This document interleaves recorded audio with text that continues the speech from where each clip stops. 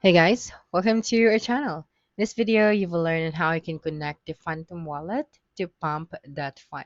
So first is you have to install and open the Phantom app if you don't have it yet, so you can download it from your App Store or Play Store. Okay, so once you're done, you just have to log into your wallet. All right, and then the next thing that you are going to do is you have to open your browser and visit the Pump.fun. All right. So right here, and then you just have to make sure that it is the legit website. So avoid fake links. Next is we are going to connect our wallets. Right here, you have this login option. So tap on it. And then you have here now the phantom option for your wallet. So tap on this one. That's right. And then select the phantom application.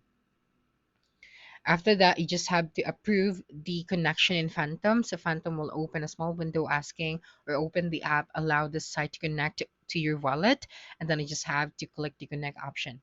And after that, your wallet is now linked. So you should see your wallet address if the connection is successful, and your Phantom wallet address will appear on Pump.fun.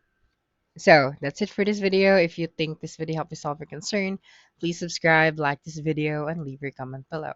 Bye.